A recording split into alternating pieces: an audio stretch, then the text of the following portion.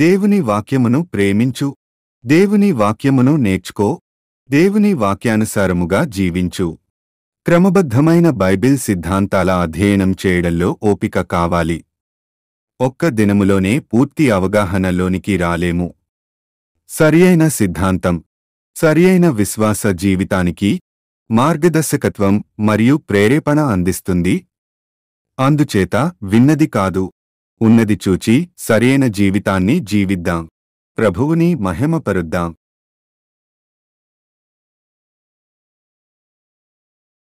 ప్రభువైన యేసుక్రీస్తు నామమున మీ అందరికి కూడా శుభాలు తెలియజేస్తూ ఉన్నాను. ఈ యొక్క సాయంకాల సమయంలో మనమందరం కూడా కూడుకొని ప్రార్థనకు కూడుకున్నాం. నేను ఈ యొక్క ఆదివార సమయంలో మనమందరం కూడా ప్రార్థనకు ప్రతి స్థలమందు కూడుకొని ప్రార్థన చేయాలని దేవుని వాక్యాన్ని కూడా మనం ధ్యానం చేసుకున్నాం. ప్రార్థనకు సంఘంలో ప్రాధాన్యత అనేది ఇవ్వాల్సిన అవసరతను గురించి మనం ధ్యానిస్తూ వాటిని గురించి ఆలోచిస్తూ ఉన్నాం. ఈరోజు కూడా మనం ప్రార్థన మాకు నేర్పించయ్యా అని ప్రార్థన చేసుకుంటూ ఎలాగా భక్తులు వారి జీవితాల్లో ప్రార్థన చేయగలిగారు, వారి జీవిత విధానం ఎటువంటిది అనే విషయాన్ని గురించి మనం ఇంతవరకు ఆలోచన చేస్తూ వచ్చాం. మనం అబ్రహాము దగ్గర నుంచి ప్రారంభించి ఆ యొక్క ప్రార్థన అనేది ఏనోషు మొట్టమొదట ఆదికాండంలో వారు ప్రార్థన ప్రారంభించారు. ఎజ్రా వరకు ఎలాగ ప్రార్థన చేశారో ఆ విషయాలను గురించి మనం ఆలోచన చేస్తూ వచ్చాం. ఈ రోజున నెహెమ్యా ప్రార్థన జీవితాన్ని గురించి మనం ఆలోచన చేద్దాం. నెహెమ్యా 52 రోజుల్లో పెద్ద ఆ యొక్క యెరూషలేము గోడలన్నిటినీ కూడా పూర్తి చేయగలిగాడు. ఇంత అమోఘమైన కార్యాన్ని 52 రోజుల్లో పూర్తి చేయగలిగాడు అని అంటే ఎలాగ చేయగలిగాడు, ఎంత ప్రార్థన చేశాడు అనే విషయాన్ని గురించి నేను ఆలోచన చేస్తూ ఉన్నాను. ఈ రోజున అతని ప్రార్థన జీవిత విధానాన్ని గురించి మీరు తర్వాత కూడా వాటి మీద మనసు పెట్టాలని నేను మనవి చేస్తూ ఉన్నాను. ఎజ్రా తర్వాత నెహెమ్యా గురించి మనం ఆలోచించడానికి ఆ యొక్క ఎన్ని సంవత్సరాలు ఈ యొక్క ఎజ్రా తర్వాత మనం 14 సంవత్సరాల తర్వాత నెహెమ్యా కూడా యెరూషలేము గోడలను కట్టడానికి యెరూషలేమునకు వచ్చినట్లుగా చూస్తూ ఉన్నాం. దేవుని చేత అతడు నడిపింపబడ్డాడు. అయితే నెహెమ్యా ఈ యొక్క గ్రంథము ప్రారంభమే ఎలాంటి ప్రారంభము ప్రారంభించాడో మనం చూస్తూ ఉన్నాం. 1వ అధ్యాయంలో ప్రార్థనతోనే ప్రారంభమైనట్లుగా చూస్తూ ఉన్నాం. ఆ ప్రార్థన అనేది ఇప్పుడే మనం చదువుకున్నాం. ఈ యొక్క ప్రార్థన గురించి వారు ఎటువంటి ప్రార్థన చేశారో మనం గమనించవచ్చు. 3వ వచనంలో వారు చెరపట్టబడిన వారిలో శేషించిన వారు, గతంలో ఎజ్రా గ్రంథంలో ఆ శేషాన్ని నువ్వు ఉంచావు అనేది మనం ఆలోచన చేయడం జరిగింది. ఎప్పుడైతే నెహెమ్యా ఈ యొక్క వారు చెరపట్టబడిన వారిలో శేషించిన వారు ఆ దేశములో బహుగా శ్రమను నిందను పొందుచున్నారు, మరియు యెరూషలేము యొక్క ప్రాకారము పడదోయబడినది, దాని కొమ్మములు అగ్ని చేత కాల్చబడినవని నాతో చెప్పిరి అనే మాట ఉంది. ఎప్పుడైతే నెహెమ్యాతో చెప్పినట్లుగా చూస్తూ ఉన్నాం, ఆ మాటలు మనం గమనిస్తున్నప్పుడు వారు బహు శ్రమలలో అనే మాట చూస్తూ ఉన్నాం. వారు నిందలలో ఉన్నట్లుగా మనం చూస్తూ ఉన్నాం. ఇంకా ఏం జరిగింది అనంటే ఎంత ఒత్తిడిలో వారు ఉన్నారో అక్కడ చాలా స్పష్టంగా కనబడుతుంది. ప్రజలు ఎటువంటి కష్టాలలో ఉన్నారో ఈ యెరూషలేము పట్టణంలో వారు ఎంత శ్రమలు పడుతున్నారో ఆ మాటలను బట్టి మనకు తేటగా అర్థమవుతుంది కూడా.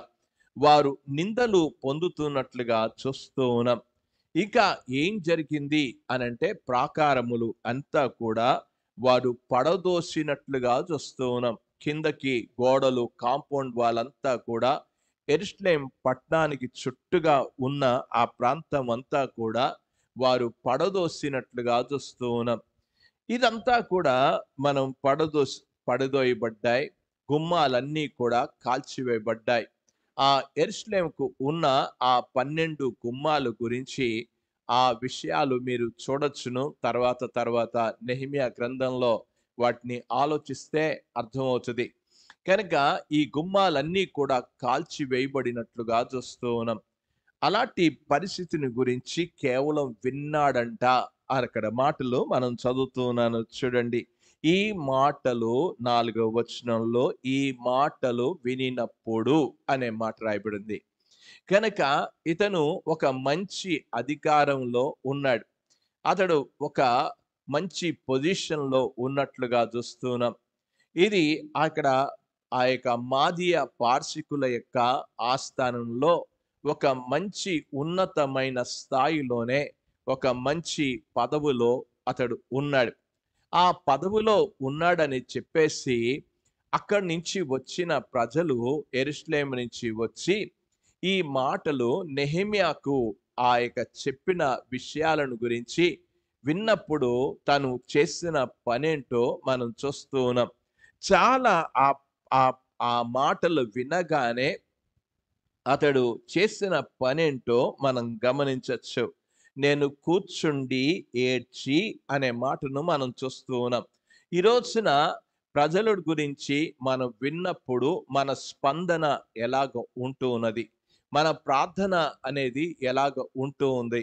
మనం మన విశ్వాసులను గురించి విన్నప్పుడు, లేకపోతే మన క్రైస్తవ సమాజాన్ని గురించి అనేక మంది శ్రమలు పడుతూ ఉన్నారు. మనం గతంలో గమనిస్తూ వచ్చాం. ఉత్తర భారతదేశంలోనే కావచ్చు, మణిపూర్‌లోనే కావచ్చు, వారు ఎంత హింసలు, బహు శ్రమలు పొందుతూ ఉన్నారు, నిందలు పొందుతూ ఉన్నారు. వాళ్ళకి ఇళ్ళన్నీ ఇక్కడ కూలదేయబడ్డాయి, కాల్చివేయబడ్డాయి. ఆ పరిస్థితిలో వారు ఉన్నప్పుడు నేటి క్రైస్తవ సంఘం ఏం చేసిందసలు? ఏమన్నా ఇక్కడ కూర్చున్న విశ్వాసులు వారికి ఉన్న భారం ఏంటసలు? ప్రార్థన చేసే భారం కనబడుతుందా అని ఆలోచన చేస్తే వాటిని గురించి చాలా మాట్లాడతాం, కానీ వాటిని గురించి ప్రార్థన మాత్రం చేయడం లేదు.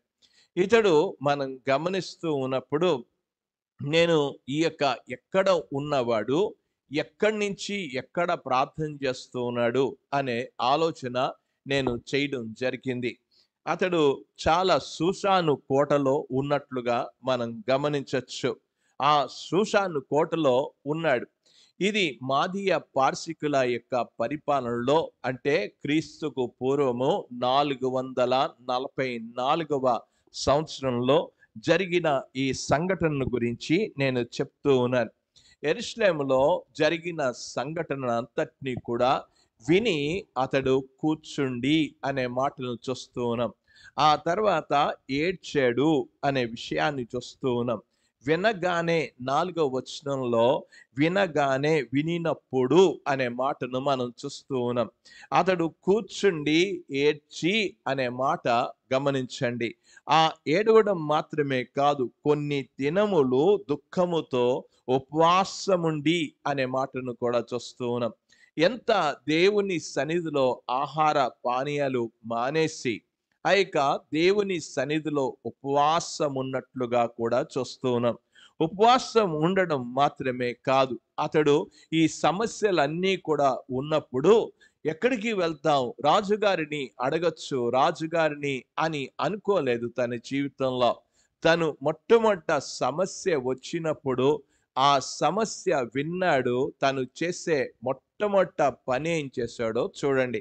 ఈరోజు విన్నప్పుడు మనం చాలా ఉద్రేకాలు పడతాం, ఆవేశపడతాం తప్ప ఎక్కడికి రావాలో, ఎలాగ ప్రార్థన చేయాలో, ఎవరి సన్నిధికి వెళ్ళాలో, మన కుటుంబస్తులు లేకపోతే మన సంఘస్థులు బాధపడుతూ ఉన్నప్పుడు ఆ బాధను గురించి మనం ఆలోచన చెయ్యాలి.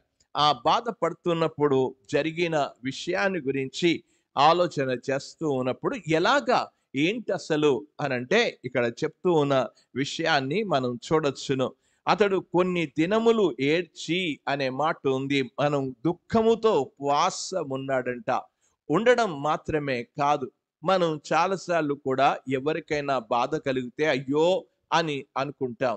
కానీ మనం చేసే ఒక పని మాత్రం మనం చెయ్యం. ఏ పని చేయాలో చూడండి. అదే వచనంలో చదువుతున్నాను. ఆకాశమందలి దేవుని ఎదుట అనే విషయాన్ని ఎవరి దగ్గరకో వెళ్ళలేదు. రాజుగారి దగ్గరికి వెళ్ళలేదు. ఎవరి దగ్గరకో వెళ్ళడానికి ప్రయత్నం చేయలేదు. అతడు చేసిన ఆ ప్రయత్నం అనేది అక్కడ చెప్తున్నాడు. ఆకాశమందలి దేవుని ఎదుట అనే విషయాన్ని ఎక్కడికో వెళ్ళలేదు. మనం చాలాసార్లు కూడా మనుషుల ఎదుట ప్రార్థన చేయడానికి ఇష్టపడతాం. మనుషుల ఎదుట కనపరుచుకోవడానికి ప్రయత్నం చేస్తాం. మనుషులు వినాలని ప్రయత్నం చేస్తాం. మేము మీ కొరకు ప్రార్థన చేస్తున్నాం అని చెప్పుకుంటూ వస్తాం. కానీ ఇతడు చేసిన పనేంటో చూడండి. ఎవరికన్నా చెప్పాడా? ఎవరి దగ్గరన్నా ఏమన్నా అనంటే అతడు ఎవరి దగ్గరికి వెళ్ళలేదు. ఎవరి సన్నిధిలో మోకరించాలో ఆ దేవుని సన్నిధిలోనికి వెళ్ళినట్లుగా చూస్తున్నాం. అందుకే అన్నాడు ఆకాశమందలి దేవుని ఎదుట అనే విషయాన్ని. అంటే ఆ మాటలు దేవుని ఎదుట విజ్ఞాపన చేసి తిని అని చెప్పుకుంటూ వచ్చాడు. గనక దేవుని సన్నిధిలో విజ్ఞాపన చేయడం జరిగింది. మనం చూస్తూ ఉన్నాం 52 రోజుల్లో మందిరాన్ని ఆ యొక్క యెరూషలేము గోడలన్నిటిని కూడా కట్టేశాడు అని చాలాసార్లు కూడా మనం మాట్లాడుకుంటూ ఉంటాం. ఆ దినాలన్నీ కూడా 72 దినాలు అనే విషయాన్ని 6వ అధ్యాయంలోనికి వెళ్ళినప్పుడు 15వ వచనంలో ఆ మాటలు కనబడతాయి. ఈ ప్రకారము ఏలులు మాసము 25వ దినమందు అనగా 72 దినములకు ప్రాకారమును కట్టుటకు సమాప్తమాయను అనే మాట మనం చూస్తూ ఉన్నాం. 52 రోజుల్లో కట్టేశాడు అని అంటూ ఉన్నాం. 52 రోజుల్లో కట్టాలి అనంటే ఆ పని అంతటినీ కూడా చేయడానికి ఎన్ని రోజులు ప్రార్థన చేశాడో ఒక్కసారి ఎప్పుడైనా మనం ఆలోచన చేశామా? ఈ రోజున ప్రార్థన చేసే దినాలను గురించి ఆలోచన చేయడం లేదు. ఒక పని చేపట్టే ముందు ఎంత ప్రార్థన అవసరమో, అది నీ ఇంట్లో కార్యక్రమే కావచ్చు, నీ ఇంట్లో పనులే కావచ్చు, ఏదన్నా చేపట్టాలి అనంటే మనం ఎంత ప్రార్థన చేయాల్సిన అవసరత ఉందో. ఒక్కరోజు ప్రార్థన చేసేసి లేకపోతే ఉదయం ప్రార్థన చేసి లేచి వెళ్ళిపోవడం కాదు. మనం ఒక కార్యక్రమాన్ని చెయ్యాలి అనంటే, ఒక పనిని చేపట్టాలంటే, ఒక అద్భుతమైన విజయవంతంగా ఆ కార్యక్రమం జరగాలి అనంటే మనం చేయాల్సిన విషయం ఏంటంటే మనం ప్రార్థన చాలా అవసరం. ఒక్కసారి మీరు చూడాలని నేను మనవి చేస్తూ ఉన్నాను. చూడండి, ఆ మాటలు మీరు గమనిస్తూ ఉన్నప్పుడు 1వ వచనంలో మనం చూస్తున్నాం 25వ సంవత్సరములలో క్లిస్లేపు మాసమున అనే మాట ఉంది. ఎక్కడ ఉన్నాడు? 1వ వచనంలో ఒక మాసాన్ని గురించి చెప్పుకుంటూ వచ్చాడు. ఆ మాసము అది చాలా చక్కగా గమనించాలి. ఆ మాసాన్ని గురించి మాట్లాడుతున్నట్లుగా చూస్తున్నాం. మాసంలో షూషాను కోటలో ఉండగా అనే మాట ఉంది. ఎంతో దూరం ఉన్నాడు. ఆ షూషాను కోట దగ్గర నుంచి బబులోను దగ్గర నుంచి యెరూషలేము పట్టణం ఇదంతా కూడా చాలా సుదీర్ఘమైన ప్రయాణం చేయాలి. ఆ ప్రయాణం అంతటినీ కూడా మనం గమనిస్తూ ఉన్నప్పుడు అతడు అక్కడ ఉండి ఈ యొక్క యెరూషలేము ప్రజల యొక్క ఆ యొక్క సమస్యను అంతా కూడా విన్నాడు. వినిన తర్వాత ఇప్పుడు ఏడ్చుకుంటూ ఆ యొక్క కూర్చుండి ఏడ్చి ఉపవాసం ఉండి దేవుని ఎదుట ప్రార్థన చేస్తున్నట్లుగా చూస్తున్నాం. ఎంతకాలం ప్రార్థన చేశాడు? 2వ అధ్యాయంలోనికి వెళ్దాం. అటు తర్వాత అనే విషయాన్ని మనం చూస్తున్నాం. అటు తర్వాత అష్షారసు రాజు ఏలుబడి కాలమున 25వ సంవత్సరంలో నిస్సాను మాసమందు అనే మాట రాయబడింది. నిస్సాను మాసమందు రాజు ద్రాక్షారసము త్రాగవల్లని చూచుచుండగా నేను ద్రాక్షారసము తీసుకొని రాజునకు అందించి తిని అంతకు పూర్వము నేనెన్నడూను ఆయన ఎదుట విచారముగా ఉండలేదు. కాగా రాజు నీకు వ్యాధి లేదు కదా, నీ ముఖము విచారముగా ఉన్నదేమి అని అన్నాడు. అంటే ఎంత కాలము ఈ మాసాలను గురించి మనం ఆలోచన చేస్తున్నప్పుడు ఎంత కాలం ప్రార్థన చేశాడు. ఒక సమస్య వచ్చినప్పుడు మన జీవితాల్లో ఏం ప్రార్థన చేస్తున్నాం? ఎంతసేపు ప్రార్థన చేస్తున్నాం? దేవుని సన్నిధిలో మన ప్రార్థన జీవిత విధానం ఎలాగుంది? ఒకసారి మనం కూర్చొని ఆలోచించాలి. మనం ప్రార్థన నేర్పుమయ్యా అని ప్రార్థన నేర్పించమని అడుగుతూ ఉన్నాం. భక్తులు ఏ విధంగా వారు ప్రార్థన చేశారు? వారి జీవిత విధానాన్ని మనం చూచి నేర్చుకోవలసిన అవసరత ఎంతైనా ఉంది. గనక ఈ నిస్సాను మాసానికి వచ్చాడు. అంటే దాదాపు 4 మాసాలు అతడు ప్రార్థన చేశాడు. అంటే 120 రోజులు ప్రార్థన చేసినట్లుగా చూస్తూ ఉన్నాం. అంటే ఈ యొక్క మాసాలు హీబ్రూ మాసాల్లో 30 రోజులే వారి మాసం అంతా కూడా. ఆ యొక్క ఆ యొక్క మనం చూస్తున్నాం మూనార్ అని అంటారు. ఆ యొక్క చంద్రుణ్ణి బట్టే వారి యొక్క మాసాలన్నీ కూడా ఉంటాయి. ఆ యొక్క చంద్రుణ్ణి బట్టి ఆ 30 రోజులు వారు ఆ యొక్క మాసం అంటే వారికి 30 రోజులు మాత్రమే. గనక ఈ మూనార్ అనే మాసాన్ని వారు దాన్ని బట్టే లెక్కలు వేసుకుంటారు. గనక 4 మాసాలు అంటే 120 రోజులు ప్రార్థన చేశాడు. ఆ ప్రార్థన ఎలాగ చేశాడు? ఏం చేశాడు అసలు? దేవుని సన్నిధిలో ఒక పని చెయ్యక ముందు, ఒక కార్యము చేపట్టక ముందు, ఒక దేవుని పనే కావచ్చు, నీ ఇంట్లో పనులే కావచ్చు, ఇలాగ చెయ్యాలి అసలు. ఏం చెయ్యాలో అనేది మొట్టమొదట మనం పరిగెత్తడం కాదు, ఆలోచన లేకుండా చేయడం కాదు. దేవుని సన్నిధిలో మోకరించి దేవుని ఎదుట అనే విషయాన్ని మనం చూస్తున్నాం. సమస్యలు వచ్చినప్పుడు మనం గందరగోళం చెందనవసరం లేదు. దేవుడి దగ్గరికి వెళ్ళాలి. నేను ఇంతకు ముందు ఒక ఒక ఆ యొక్క ప్రార్థన గురించి మాట్లాడుతూ నేను చెప్పాను అసలు ఆ పాట ఎలాంటిది అనంటే అది ఇంగ్లీష్‌లో చాలా చక్కని పాటది. అది తెలుగులో కూడా అనువాదం చేయబడింది. ఆ యొక్క ప్రార్థన సుప్రార్థన అనే పాట మరి చూడొచ్చును. మీ కీర్తన పుస్తకంలో కూడా కనబడుతది. ప్రార్థన సుప్రార్థన అనేది. ఆ ప్రార్థన ఎవరి దగ్గరికి తీసుకుని వెళ్ళాలో అక్కడ చాలా చక్కగా చెప్పుకుంటూ వచ్చాడు. మనం దేవుని సమస్యలన్నీ కూడా దేవుని ఎదుటకు తీసుకుని వెళ్ళాల్సిన అవసరత ఆ ఆ యొక్క నెహెమ్యా గుర్తించినట్లుగా చూస్తూ ఉన్నాం. గనక ఈ రోజున సమస్యలు వచ్చినప్పుడు మనం చేయాల్సిన పనేంటంటే ఒక విశ్వాసిగా వ్యక్తిగతంగానే కావచ్చు, ఒక చర్చి పరంగానే కావచ్చు, మనం చేయాల్సిన విషయం ఏ కార్యము చేసినా ముందు ప్రార్థనతో మనము నింపాలి. ప్రార్థనతో నింపడం అనేది నేర్చుకోవాలి. ప్రార్థనతోనే ఆ యొక్క ఆ దేవుని యొక్క నడిపింపు వచ్చే వరకు కూడా మనం ప్రార్థన చేయాల్సిన అవసరత అనేది నెహెమ్యా ద్వారా మనం చూస్తూ ఉన్నాం. ఆ ప్రార్థనలో ఎంత శక్తివంతమైన ప్రార్థన! ఆ ప్రార్థన ఎలాగ చేశాడు అసలు? ఏం చేశాడు? కేవలం నేను ఈ రోజున ఉపద్ఘాతం మాత్రమే ఆ ప్రార్థనలో అతని యొక్క అంశాలు ఏమున్నాయో వాటిని గురించి నేను మీకు వివరించాలని ఆశపడుతున్నాను. అద్భుతమైన ప్రార్థన చేయగలిగాడు. అతని జీవితంలో మీరు ప్రార్థన, ప్రార్థన, ప్రార్థన, ప్రార్థన అనే విషయాన్ని గురించి ఎన్నిసార్లు ప్రార్థన చేశాడు.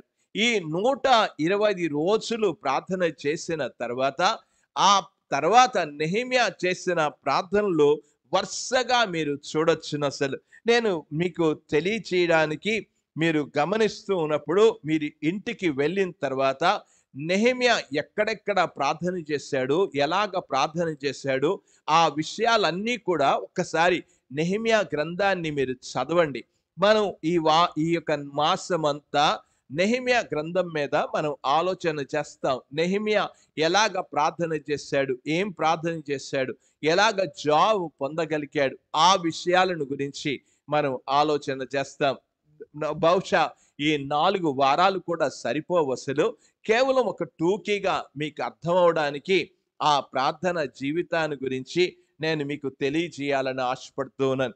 మొట్టమొదట ఆ ప్రార్థన అనేది మీకు పదే సార్లు మీరు చూడగలరు. ఇంటికి వెళ్ళిన తర్వాత వాటినన్నిటినీ కూడా అండర్లైన్ చేయండి. 2వ అధ్యాయం 4వ వచనంలో చదువుతున్నారు. నేను ఆకాశమందలి దేవునికి ప్రార్థన చేసి అనే మాట. ఎవరికి ప్రార్థన చేశాడో చూస్తూ ఉన్నాం. ఎవరికి ప్రార్థన చేయాలో, మనం ఎవరి దగ్గరికి వెళ్ళాలి, సమస్యలు వచ్చినప్పుడు మనం చేయాల్సిన విషయాన్ని గురించి నెహెమ్యా చాలా స్పష్టంగా చెప్పినట్లుగా చూస్తూ ఉన్నాం. మీరు 4వ అధ్యాయానికి రండి. 4వ వచనంలో చదువుతూ ఉన్నారు. వారు మా దేవా ఆలకించుము అని దేవుని సన్నిధిలో ప్రార్థన చేశాడు. ఎంతసేపు కూడా దేవునితో ఒక సంబంధాన్ని కలిగి ఉన్నట్లుగా చూస్తున్నాం. దేవునితో ఈ ప్రార్థన అనేది ఎక్కడ ఉన్నా సరే, ఏ పనిలో ఉన్నా ఆ నెహెమ్యా ప్రార్థన చేస్తున్నట్లుగా చూస్తున్నాం. ప్రార్థన అనేది చాలా ప్రాముఖ్యమైన విషయం. 9వ వచనంలో మేము మా దేవునికి ప్రార్థన చేసి అనే మాటను చూస్తున్నాం. ఎవరికి ప్రార్థన చేస్తున్నాడో చూస్తూ ఉన్నాం. అతడు మా దేవునికి ప్రార్థన చేస్తూ ఉన్నాం అని చెప్పినట్లుగా చూస్తున్నాం. 5వ అధ్యాయంలో 19వ వచనంలో కూడా నా దేవా ఈ జనులు నేను అని చెప్పి ప్రార్థన చేస్తున్నాడు. దేవుణ్ణి అడుగుతున్నాడు నా దేవా అని ప్రార్థన చేస్తున్నట్లుగా మనం గమనిస్తున్నాం. ఎవరికి ప్రార్థన చేయాలో ఆ విషయాన్ని గురించి నా దేవా అనేది ఆకాశమందలి దేవా మా దేవునికి నా దేవునికి ప్రార్థన చేసినట్లుగా చూస్తున్నాం. ఇక మీరు గమనిస్తున్నప్పుడు 6వ అధ్యాయం 9వ వచనంలో కూడా ఆ మాటలు నేను చదువుతున్నాను. దేవా ఇప్పుడు నా చేతులు బలపరచుము అని అన్నాడు. దేవుణ్ణి ప్రార్థన చేస్తున్నట్లుగా చూస్తున్నాం. అవన్నీ కూడా మీరు ఇంటికి వెళ్ళిన తర్వాత వాటిని చాలా చక్కగా నెహెమ్యా చేసిన ప్రార్థనలు ఎక్కడెక్కడ ఉన్నాయో వాటిని అండర్లైన్ చేయండి. దేవుణ్ణి ప్రార్థన చేసే విధానాన్ని మనం నేర్చుకోవాలంటే మొట్టమొదట వారి ప్రార్థన జీవితాన్ని గురించి ఆలోచన చేసినప్పుడే అది మనం కూడా అటువంటి ప్రార్థన చేయగలం. 16వ అధ్యాయం 14వ వచనంలో నా దేవా నా వారి క్రియలను బట్టి అని చెప్పి దేవుని ప్రార్థన చేస్తున్నట్లుగా చూస్తున్నాం. ప్రార్థన అనేది అక్కడ కూడా కనబడుతున్నట్లుగా మీరు చూడొచ్చును. ఇంకా దేవుని యొక్క వాక్యంలోనికి వెళ్దాం. 9వ అధ్యాయంలోనికి వెళ్దాం. 9వ అధ్యాయంలో దేవుని ప్రార్థన చేస్తున్నట్లుగా చూడగలం. అసలు 9వ అధ్యాయం 5వ వచనంలో నుంచి ప్రారంభమైంది ప్రార్థన అనేది. మొట్టమొదట దేవుని సకల ఆశీర్వచన స్తోత్రములకు మించిన ఘనమైన నామము స్తుతింపబడును గాక, నీవే అద్వితీయుడైన అని చెప్పి ప్రార్థన చేస్తున్నట్లుగా చూస్తూ ఉన్నాం. తన యొక్క ప్రార్థన అనేది కనబడుతున్నట్లుగా మీరు చూడొచ్చును. దేవుని యొక్క వాక్యంలో ఇంకా 9వ అధ్యాయంలోనికి మనం వెళ్దాం. ఆ మాటలు కూడా నేను చదువుతున్నాను. 28వ వచనంలో నీకు మొరపెట్టినప్పుడు ఆకాశమందు నీవు ఆలకించి అనే మాటను మనం చూస్తూ ఉన్నాం. దేవుని సన్నిధానంలో ప్రార్థన చేస్తున్న ప్రార్థన అనేది కనబడుతున్నట్లుగా మనం చూడగలం. ఇంకా 13వ అధ్యాయానికి మనం వెళ్తే 14వ వచనంలో నా దేవా అని ప్రార్థన చేస్తున్నాడు. ఈ విషయంలో నన్ను జ్ఞాపకం ఉంచుకొనుము అని చెప్పాడు. అది 22వ వచనంలో కూడా మనం చదువుతున్నప్పుడు నా దేవా ఇందును గూర్చి నన్ను జ్ఞాపకము చేసుకొని అనే మాటను చూస్తూ ఉన్నాం. 31వ వచనంలో నా దేవా మేలుకై నన్ను జ్ఞాపకం ఉంచుకొనుము అని చెప్పాడు. అంటే ఎన్నిసార్లు ప్రార్థన చేశాడో ఒక్కసారి ఆలోచన చేయండి. నెహెమ్యా గ్రంథం అంతా కూడా ప్రార్థన ప్రార్థన ప్రార్థన కనబడినట్లుగా చూస్తూ ఉన్నాం. ఈ ప్రార్థనల గురించి మనం అన్ని ప్రార్థనల గురించి ఆలోచించక ముందు ఈ 1వ అధ్యాయంలో అతడు ఏ విధంగా ప్రార్థన చేశాడు, అసలు ఆ ప్రార్థన గురించి మనం ఒక్కసారి ఆలోచన చేద్దాం. అతడు ఉపవాసం ఉండి అనే మాట మనం చూస్తున్నాం. ఉపవాసం ఉన్నాడంట. ఆ ప్రార్థనలో ఉపవాసం ఉండినట్లుగా చూస్తున్నాం. ఉపవాసం మాత్రమే కాదు, ఏడ్చినట్లుగా కూడా చూస్తున్నాం. ఏడవడం మాత్రమే కాదు, దేవుని సన్నిధి ఎదుట ఉండి ప్రార్థన చేస్తున్నట్లుగా చూస్తున్నాం. ఇవి ఆ ప్రార్థన ఎలాగ ప్రార్థన చేశాడండి, ఎలాగ ప్రార్థన చేశాడు, ఆ శక్తివంతమైన ప్రార్థన ఏ విధంగా చేయగలిగాడు. ఈ రోజున మనము చేస్తున్నాం, ఏ ప్రార్థనకు జాబు రాకపోవడానికి కారణం ఏంటి? ఎందుకు దేవుని కార్యాలు జరగకపోవడానికి కారణం ఏంటి?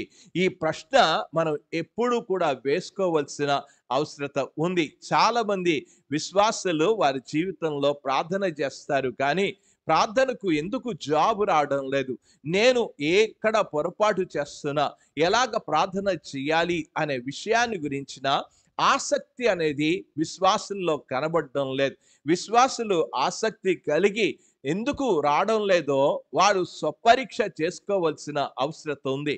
వారు చేసిన ప్రార్థన విధానం ఏంటి, మనం చేసే ప్రార్థన విధానం ఏంటి, ఎక్కడ పొరపాటు ఉంది, ఎక్కడ లోపములు ఉన్నాయో వాటిని సరిదిద్దుకోవడానికి ప్రయత్నం చేయాలి.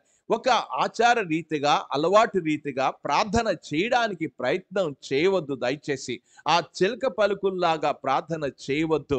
అందుకే ప్రభువు చెప్పుకుంటూ వచ్చాడు, ఈ ప్రజలు ఏం చేస్తారు, పెదవులతో ప్రార్థన చేస్తారు, వారి హృదయం దూరముగా ఉన్నది, వారి మనసు ఎక్కడికెక్కడికో వెళ్ళిపోతున్నది తప్ప నిజంగా వారు మనసు పూర్తిగా ప్రార్థన చేయడం లేదు. అసలు ఆ ప్రార్థన అంత బలంగా ఉండడానికి, ఈ నెహెమ్యా యొక్క ప్రార్థన అంత బలమైన ప్రార్థన కావడానికి కారణం ఏంటి అనే విషయాన్ని గురించి మనం ఆలోచన చేయాలి. అసలు ఆ ప్రార్థనలో ఉన్న అంశాలేంటి, ఎలాగ ప్రార్థన చేశాడు. ఇంతకు ముందు చెప్పాను, ఎజ్రా ప్రార్థనలో ఏవి అంశాలు ఉన్నాయో, ఎలాగ ప్రార్థన చేశాడో ఆ విషయాలన్నీ కూడా తేటగా మనం దాదాపు ఒక 4 వారాలకు పైగానే వాటిని గమనిస్తూ వచ్చాం.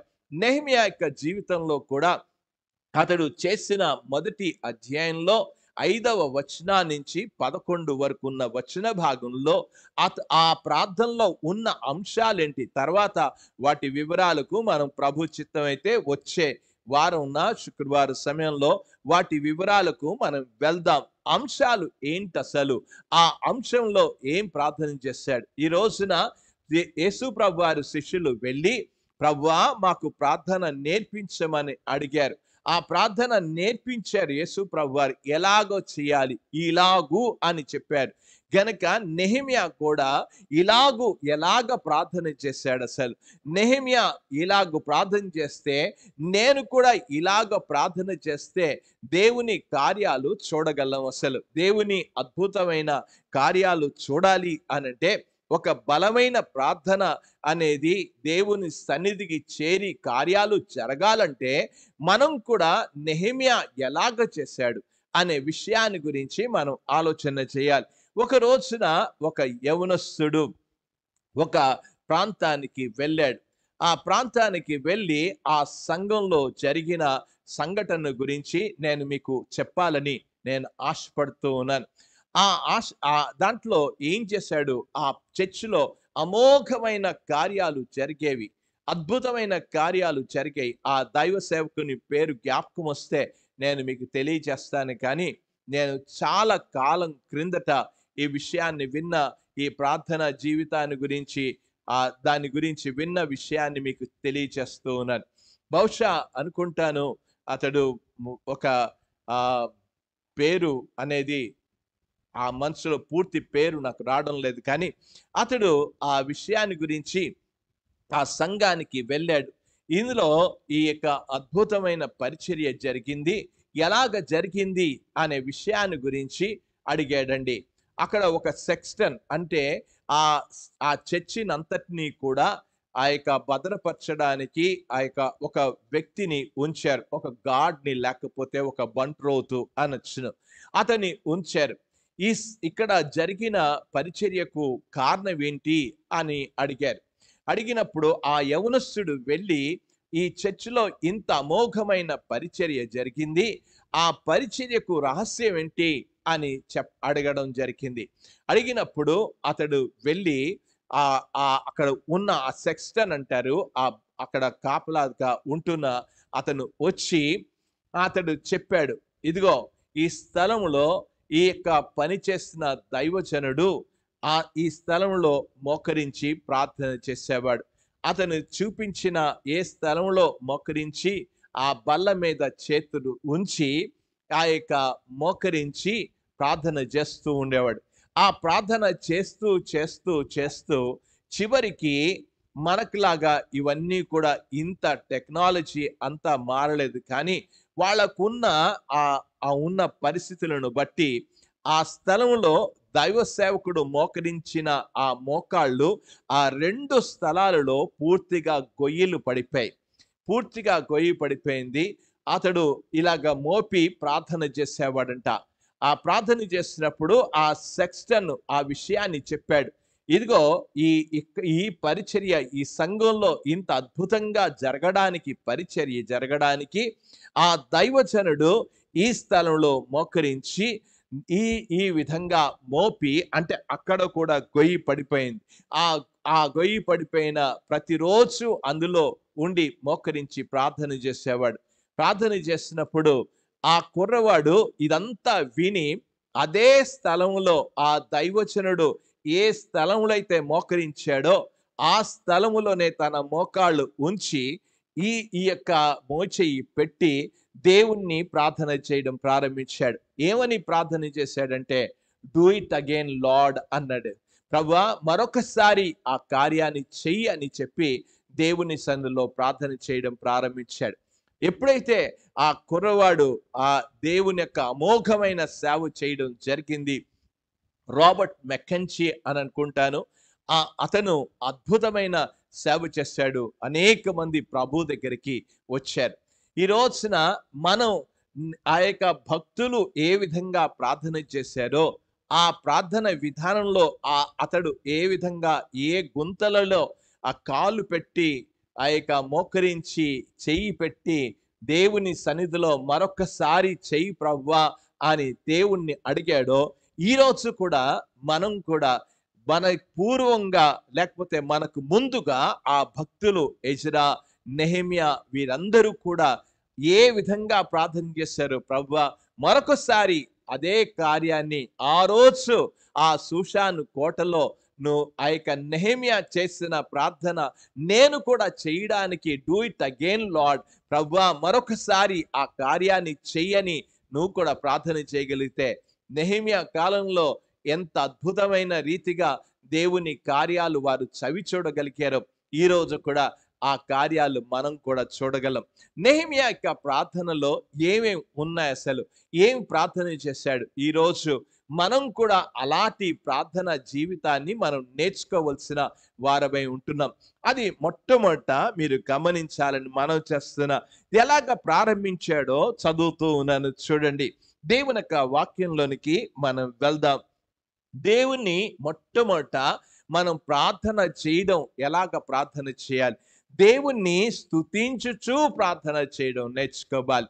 దేవుని యొక్క గొప్ప నామాన్ని హెచ్చించి ప్రార్థన చేయడం నేర్చుకోవాలి. యేసు ప్రభువారు తన శిష్యులకు నేర్పినప్పుడు పరలోకమందున్న మా తండ్రి నీ నామము పరిశుద్ధపరచబడును గాక అని ఎలాగా ప్రార్థన చేశాడో ఆ విధంగానే ఈ నెహెమ్యా కూడా ప్రార్థన చేసినట్లుగా చూస్తున్నాం. చూడండి 5వ వచనంలోనికి మనం వెళ్దాం. ఎలాంటి ప్రార్థన చేశాడు? ఆకాశమందున్న దేవా దేవా యెహోవా అని ప్రార్థన చేశాడు. యేసు ప్రభు వారు ఏం చెప్పారు? పరలోకమందున్న మా తండ్రి అని అన్నాడు. అంటే ఆకాశమందున్న మా ప్రభువా మా దేవా, దేవుని నామాన్ని హెచ్చిస్తూ, అంటే మన ప్రార్థన ప్రారంభము అనేది ఎలాగ ఉండాలో ఈ విషయాన్ని నెహెమ్యా చాలా చక్కగా వివరించుకుంటూ వచ్చాడు. దేవుని స్తుతితో ప్రారంభించు నీ ప్రార్థన అనేది, ఇది మొదటి అంశం. నేను త్వరగా అవి చెప్పేసి తర్వాత వాటిని వివరిస్తా. గనక మొట్టమొదట స్తుతితో మన ప్రార్థన ప్రారంభం కావాలి అనే విషయాన్ని గుర్తుపెట్టుకోండి. ఎప్పుడు చేసినా స్తుతితోనే ప్రారంభం కావాలి. మన ప్రార్థన అనేది ఏదో రీతిగా ప్రారంభం అవడం కాదు, దేవుణ్ణి స్తుతించటంతోనే ఆ ప్రార్థన ప్రారంభమైంది. అందుకే నెహెమ్యా ఆకాశమందలి దేవుని ఎదుట అని చెప్పడం మాత్రమే కాదు, ఎలాగ సంబోధించాడు? ఆకాశమందున్న దేవా యెహోవా అని సంబోధించాడు. అంటే ఆ ఉన్నతమైన నామములో దేవుణ్ణి సంబోధిస్తున్నట్లుగా చూస్తున్నాం. ఇంకా ఏం చేశాడు అనే విషయాన్ని గురించి మనం ఆలోచన చేద్దాం. కేవలం ఆ దేవుణ్ణి స్తుతితో ప్రారంభించడం మాత్రమే కాదు, అతడు చేసిన విషయాన్ని గురించి మనం ఆలోచన చేయాలి. ఇప్పుడు ఏం చేస్తున్నాడు? రెండవ విషయాన్ని గురించి దేవునికి మనవి చేస్తూ ఉన్నాడు. దేవుని మనవి చేస్తున్నాడు. ఏమని మనవి చేస్తున్నాడో 6వ వచనంలో, నీ చెవియొగ్గి నీ నేత్రములు తెరిచి, ఏం చెప్తూ ఉన్నాడు? నీ సన్నిధిని దివారాత్రములు నీ దాసులైన ఇశ్రాయేలు పక్షముగా నేను చెయ్యు ప్రార్థన అనేది అన్నాడు. ప్రార్థన చేయడం ప్రారంభించాడు. ఎవరి సన్నిధిలో ప్రార్థన చేస్తున్నాడో మనం చూస్తున్నాం. ప్రార్థన చేయడం ప్రారంభించాడు. ఇప్పుడు దేవుని స్తుతించిన తర్వాతనే దేవుణ్ణి అడగడం నేర్చుకో. దేవుణ్ణి ప్రార్థన చేయడం, మనవి చేయడం నేర్చుకో. స్తుతించకుండా దేవుణ్ణి ప్రార్థన చేయవద్దు దయచేసి. మొట్టమొదట దేవుణ్ణి స్తుతించాలి, దేవుణ్ణి ఆరాధించాలి, దేవుణ్ణి కనపరచాలి. ఆ తర్వాతనే మన మనవులు దేవుని సన్నిధిలో పెట్టాల్సిన అవసరతను చెప్తూ ఉన్నాడు. అందుకే అంటున్నాడు, ఏమన్నాడు? దేవుని సన్నిధిలో చెప్తున్న విషయాన్ని గురించి, నేను చెయ్యు ప్రార్థన. ముందు చేయలేదు, ప్రార్థన చేయలేదు, ముందు దేవుని స్తుతించాడు. ఆ తర్వాత దేవుని ప్రార్థన చేశాడు. ఆ ప్రార్థనలో ఏమని ప్రార్థన చేశాడు అనంటే, దేవుని యొక్క వాక్యంలోనికి మనం వెళ్దాం. 6వ వచనంలో చదువుతున్నాను. నీ చెవి యొగ్గి నీ నేత్రములు తెరిచి అని అన్నాడు. నువ్వు చూడొకసారి ప్రభువా, నువ్వు చూడు, ఒకసారి విను అనే విషయాన్ని గురించి. అంటే దేవునికి మనవి చేస్తూ ఉన్నాడు. ఎవరి సన్నిధిలోకి వెళ్ళాడు ఆ విషయాన్ని మనం చూస్తున్నాం. నీ సన్నిధిని అనే మాటను మనం చూస్తున్నాం. నీ సన్నిధికి, ఎవరో సన్నిధికి వెళ్ళడం లేదు, ఎవరినో అడుక్కోవడం లేదు. దేవుని దగ్గరికి వెళ్ళి అడుక్కుంటున్నట్లుగా, మనవి చేస్తున్నట్లుగా చూస్తున్నాం. ఇది రెండవ విషయం. అంటే మొట్టమొదట స్తుతించాలి, రెండవది మనవి చేసుకోవాలి, ప్రార్థన చేసుకోవాలి, అడుక్కోవడం అనే విషయాన్ని. మూడవది ఏం చేయాలి అనే విషయాన్ని గురించి చెప్తూ ఉన్నారు. దేవుని యొక్క వాక్యంలో ఈ రోజున విశ్వాసులు చేసే ఆ ప్రార్థనలో ఇలాంటి లక్షణాలు కనబడడం లేదు. ప్రభువు నేర్పిన ప్రార్థనలో ఈ విషయాలన్నీ కూడా కనబడతాయి. అందుకే ప్రార్థన నేర్పుమయ్యా అని చెప్పడానికి కారణం అదే. గనక అక్కడ కూడా పరలోకమందున్న మా తండ్రి నీ నామము పరిశుద్ధపరచబడును గాక అని చెప్పి ఆ తర్వాత అంటూ ఉన్నాడు. ఏమని ప్రార్థన చేస్తున్నాడు? మనం ఆ ముందు అడగలేదు, ఏమేమి అడగలేదు, ఏమని అడిగాడో చూస్తున్నాం. ఇక్కడ మూడవ విషయాన్ని ఏం చేశాడో చదువుతూ ఉన్నారు. గనక దేవుని సన్నిధికి వెళ్ళినప్పుడు మనం ఒప్పుకోవడం, మన పాపములను, మన అపరాధములను ఒప్పుకోవడం నేర్చుకోవాలి. మనం ఆ యొక్క దేవుని సన్నిధికి వెళ్ళాం, దేవుని ఆరాధించాం, ప్రార్థన చేయడం ప్రారంభించాం. మూడవది మనం చేయాల్సింది ఏంటంటే మన పాపాన్ని ఒప్పుకోవడం నేర్చుకోవాలి. చూడండి 6వ వచనంలో, నీకు విరోధముగా పాపము చేసిన అనే విషయాన్ని, దేవుని దగ్గరికి వెళ్ళి మన పాప జీవితాన్ని గురించి ఒప్పుకోవడం చేయాల్సిన అవసరత ఉంది. అందుకే అన్నాడు, మేము క్షమించిన ప్రకారము మా రుణములను క్షమించుము, మేము క్షమించిన ప్రకారం మా అపరాధములను క్షమించుము. గనుక దేవుని సన్నిధిలో మనం ఆ యొక్క అపరాధముల కొరకు, పాపముల కొరకు దేవుని సన్నిధిలో ఒప్పుకోవలసిన అవసరత ఉంది. ఈ రోజున పాపం చేసిన వారు కప్పుకోవడానికి ప్రయత్నం చేస్తారు. వారి జీవితంలో నిన్నటి దినమున సామెతల గ్రంథం వింటున్నప్పుడు మీ అందరూ కూడా కొంతమంది విన్న విషయాన్ని కప్పుకోవడానికి ప్రయత్నం చేస్తాం. బైబిల్లో చాలా స్పష్టంగా ఉంది, అతిక్రమలు దాచిపెట్టువాడు వర్ధిల్లడు అనే విషయాన్ని. వాటిని ఒప్పుకొని విడిచిపెట్టువాడు కనికరం పొందును. గనుక దేవుని దగ్గరికి వచ్చినప్పుడు మన పాపములను ఒప్పుకొని మనం సరిదిద్దుకోవలసిన అవసరత ఉంది. అక్కడ చెప్తూ ఉన్నాడు, మా యొక్క ఒప్పుకొనుచున్నాను అని చెప్పుకుంటూ వచ్చాడు. గనక ఎలాంటి ఒప్పుకున్నాం? ఆ యొక్క మా పిల్లలు చేసింది, మా తండ్రులు చేసింది, మేము చేసింది ఆ యొక్క దేవుని సన్నిధిలో ఒప్పుకుంటున్నట్లుగా చూస్తున్నాం. ఈ రోజున మనం దేవుని దగ్గరికి వెళ్ళి ఒప్పుకోవలసిన అవసరం ఉంది. ఎందుకు ఆ ప్రార్థన అంత శక్తివంతంగా ఉంది అనంటే, పాపాన్ని దాచిపెట్టుకున్నప్పుడు మన ప్రార్థనకు దేవుడు జవాబు ఇవ్వడు. దేవుని యొక్క వాక్యంలో నా హృదయంలో పాపము లక్ష్యము చేసినప్పుడు ప్రభు నా మనవి వినకపోవును అని అన్నాడు. కనుక దేవుడు ఎందుకు వినడంలా ప్రార్థన అనేది చెప్పాలి అంటే, మనం పాపాన్ని కప్పుకుంటున్నాం, దేవుని దగ్గరికి వెళ్ళి ఒప్పుకోవలసిన అవసరం ఉంది. ఇది మూడవ విషయం. ఆ తర్వాత మనం గమనిస్తున్నప్పుడు ఒప్పుకోవడం మాత్రమే కాదు, ఎలాగా ప్రార్థన చేశాడో చూడండి. 8-9 వచనాలలో నేను చదువుతూ ఉన్నాను, చూడండి. ఆ 8-9 వచనాల్లో ఎలాగ రాయబడిందో ఆ విషయాన్ని గురించి, నీ సేవకుడైన మోషేతో నీవు సెలవిచ్చిన మాటను జ్ఞాపకమునకు తెచ్చుకొనుము అని అన్నాడు. ఏమి జ్ఞాపకం తెచ్చుకోవాలి? దేవుని మాటలను దేవుని దగ్గర పెట్టాల్సిన అవసరత ఉంది. ఏం మాటలు? దేవా, నువ్వు వాగ్దానం చేశావు, నీవు చెప్పావు, మాట సెలవిచ్చావు. ఈ రోజున మనం దేవుని దగ్గరికి వెళ్తాం, కానీ ఆ పెట్టే విధానం, ఏం ప్రార్థన చేస్తామో, ఏదన్నా ఉందా? వాగ్దానం ఉన్నదా? దేవుని మాట ఉందా? అసలు ఈ రోజున దేవుని మాటలు ఎరగకుండా అన్యులలాగా ప్రార్థన చేయడం కాదు. అసలు ఏదో నోటికి వచ్చినట్లు ప్రార్థన చేయడం కాదు. ప్రతి ప్రార్థనకు దేవుని యొక్క వాగ్దానాలు ఉన్నాయి. అందుకే అంటున్నాడు, ఏమని చెప్పుకుంటూ వచ్చాడో, నీ సేవకుడైన మోషేతో నీవు సెలవిచ్చిన మాటను జ్ఞాపకమునకు తెచ్చుకొనుము. మీరు అపరాధములు చేసిన ఎడల జనుల్లోనికి మిమ్మును చెదరగొట్టుదును. అయితే మీరు నా వైపు తిరిగి నా ఆజ్ఞలను అనుసరించి నడిచిన ఎడల నడిచిన ఎడల బూదిగంతల వరకు మీరు తోలివేయబడినను అక్కడ నుండి సహా మిమ్మును కూర్చి అనేమాట. ప్రభువా, మేము అపరాధాలు ఒప్పుకొని మీ వైపు తిరిగి మమ్మల్ని తీసుకొస్తామని వాగ్దానం ఉన్నది. ఈరోజు దేవుని వాగ్దానాలు పట్టుకుని ప్రార్థన చేయాల్సిన అవసరం ఉంది. ఈరోజు ప్రార్థన చేస్తాం, ఒక్క మాట కూడా దేవుని మాట ఉండదండి. దేవుని మాటలు లేని ప్రార్థన అయిపోయింది. మీరు బైబిల్లో చదువుతున్నప్పుడు, అపోస్తల కార్యంలో చదువుతున్నప్పుడు ప్రతి ప్రార్థనలో దేవుని వాక్యం ఉంది. ఈ రోజున అందుకే దేవుని వాక్యాన్ని వినండి, ప్రార్థన నేర్చుకోండి అని చెప్తూ ఉంటే మనుషులకి ఏమీ కూడా అర్థం కావడం లేదు. అందుకే వారి ప్రార్థన జీవితాలు సరిగ్గా లేవు, ఆ బలంగా లేవు, శక్తివంతమైన ప్రార్థనలు కనబడడంలా. ఇక్కడ చూస్తూ ఉన్నప్పుడు ఎలాంటి ప్రార్థన చేశాడో మనం చూస్తూ ఉన్నాం. ఆ ప్రార్థన గురించి మనం ఆలోచన చేస్తూ, వాగ్దానాలు పట్టుకున్నాడు. ఈ రోజున వాగ్దానాలు కావాలి. దేవా, నువ్వు సెలవిచ్చిన మాట అంటే దేవుడికి చెప్తున్నా, నువ్వు చెప్పావు కదా ప్రభువా, నువ్వు వాగ్దానం చేసావు, నువ్వు నమ్మదగిన వాడివి. ఇది ప్రార్థన.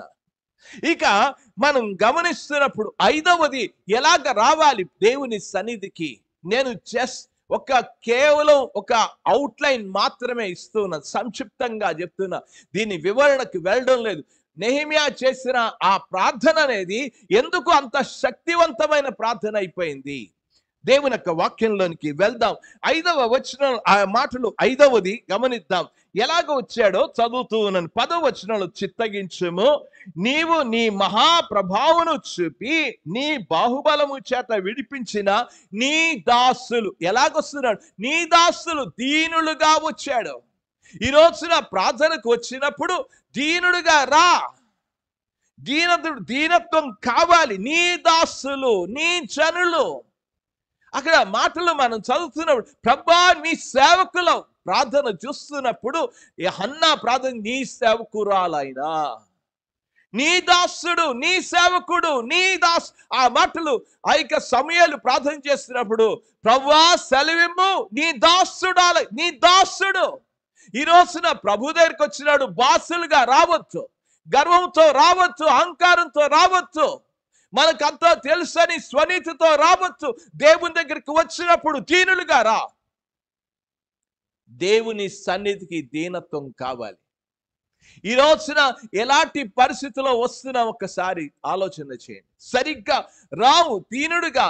దేవుని యొక్క వాక్యంలో దీనుడు ప్రార్థన చేయగా యెహోవా ఆలకించెను అనే మాట ఉంది. దీనుడు ఎవరో ప్రార్థన చేస్తే రారు, దేవుని సన్నిధికి వంచబడి రా.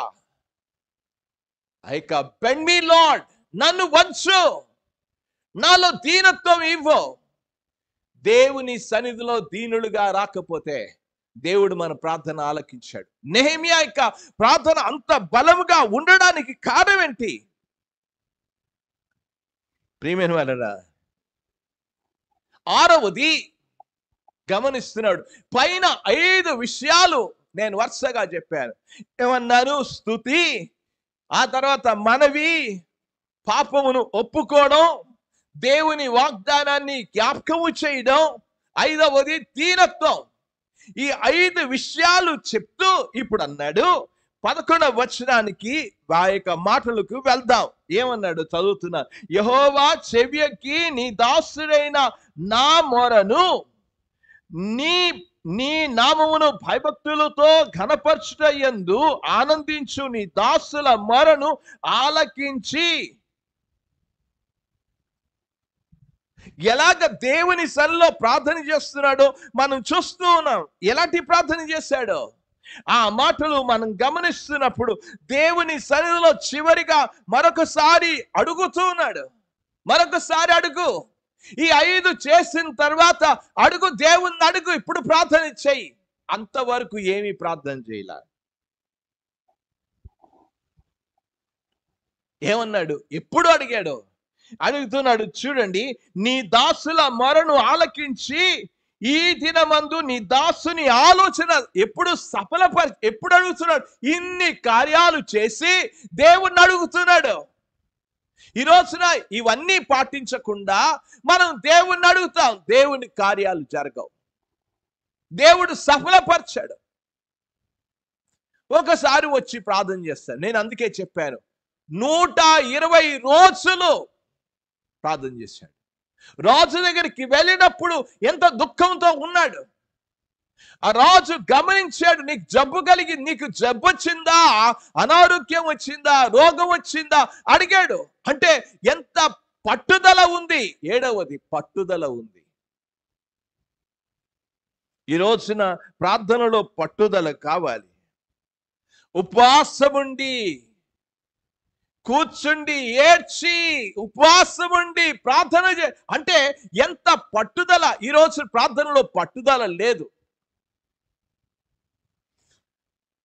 ఈ రోజున ప్రార్థన అనేది ఆ పట్టుదల కావాలి, ఆ ఆసక్తి కావాలి. దేవుని యొక్క వాక్యంలో మనకు తెలుసు. ఆ ప్రార్థన అంతా కూడా మనం చదువుతూ ఉన్నప్పుడు ఇన్ని విషయాలు అందులో కనబడుతూ ఉన్నాయి. అనేక దినములు, ఆ మాటలు మనం అనేక దినాలు ప్రార్థన చేశాడు. దేవుని సన్నిధిలో ప్రార్థన చేయడు, పట్టుదల కలిగి. మనకు తెలుసు ఏలియా మన వంటి స్వభావం కలిగిన మనుషుడే, అతడు ఆసక్తితో ప్రార్థన చేయగా అనే మాట ఉంది. అంటే ఎలాంటి ఆసక్తి? ఈ రోజున నెహెమ్యా జీవితంలో ఆసక్తి కలిగిన ప్రార్థన ఉంది. ఈరోజు ఆసక్తే లేదు, ఏదో వస్తాం అంతే.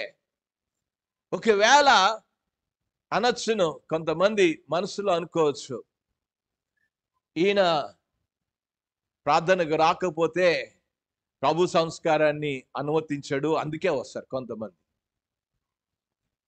నిజంగా ఆసక్తితో రారు, ఆసక్తితో రారు. దేవుని సన్నిధిలో ఎలాంటి ఆసక్తి ఈరోజు ఉందా? దేవుని సన్నిధికి వచ్చినప్పుడు ఆసక్తి లేని ప్రార్థన పుట్టిదే, ఎందుకు పనికిరాని ప్రార్థన. వారు దేవుని ఎదుటకు రాలా, దేవుని ఎదుట నిలబడి ప్రార్థన చేయడం. అందుకే అక్కడ చెప్పిన విషయాన్ని మనం గమనిస్తూ ఉన్నప్పుడు ఎలా ప్రార్థన చేశాడో మరొకసారి నేను చదువుతున్నాను. 6వ వచనంలో చూడండి. నీ సన్నిధిని దివారాత్రము, ఎలా ప్రార్థన? దివారాత్రము. ఆ మాటలు చూడండి. నీ చెవి ఎక్కి, నీ నేత్రములు తెరిచి, నీ సన్నిధిని దివారాత్రము, ఒకరోజు కాదు, పగలు రాత్రి. ఈరోజు మన ప్రార్థన ఏదో వారానికి ఒక్కసారి. చెప్పాను కదా మొన్నే, క్రైస్తవులు వారానికి ఒక్కసారే ప్రార్థన చేస్తారు, ఆదివారం వచ్చిన. సంఘాలు ఎలాగ బలంగా ఉంటాయి, బలమైన కార్యాలు ఎలాగ జరుగుతాయి? ఈ రోజున దేవుని కార్యాలు జరగాలి అని అంటే ఇవి ఉండాలి. ఈ ప్రార్థన అనేది, ఈ విధానం అనేది కావాలి. ఎలాగ కట్టాడో, ఎలాగ అద్భుతాలు నెహెమ్యా జీవితంలో చవి చూడగలిగాడో, దేవుడు ఎలాగ అక్కడ అన్నాడు, నీ దాసుని ఆలోచన సఫలపరిచి ఎలాగ సఫలం చేశాడో, ఆ ప్రార్థన చేసిన తర్వాత ఎలాగ దేవుడు కార్యాలు చేశాడో ప్రభు చిత్తమైతే వచ్చే వారం వాటిని గురించి మనం ఆలోచన చేద్దాం. కనుక ప్రియమైన వాళ్ళరా, నెహెమ్యా యొక్క ప్రార్థన అంత బలంగా ఉండడానికి 7 విషయాలు మీకు చెప్పారు. 7 విషయాలు వరుసగా. ఇంటికి వెళ్ళిన తర్వాత ధ్యానం చేయండి. అక్కడ రాబర్ట్ మెకెంజీ అనే వ్యక్తి ఏ గొయ్యిలో ఆ గుంతల్లో 2 మోకాళ్ళు పెట్టి ఇలాగ ఆ చెయ్యి పెట్టి ఆ గుంతల్లో అన్నాడు, లార్డ్ డూ ఇట్ అగైన్. ప్రభు మరొకసారి చెయ్యి. ఈ రోజున నెహెమ్యా యొక్క 7 విషయాలు మన మనసులో పెట్టుకుని, ప్రభు మరొకసారి చెయ్యి, మరొకసారి చెయ్యి, నీ కార్యాన్ని నేను చూడాలి. 52 రోజుల్లో అంతా కూడా కట్టబడితే, ఈ రోజున అందరూ భద్రపరచబడితే, నేను కూడా ప్రార్థన చేస్తూ ఉన్నా, నా కుటుంబానికి భద్రత కావాలి, నా కుటుంబంలో రక్షణ రావాలి.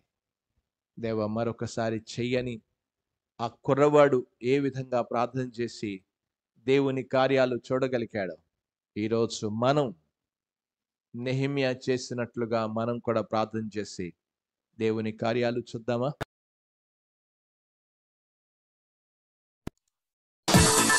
Subscribe now and press the bell icon. Never miss an update.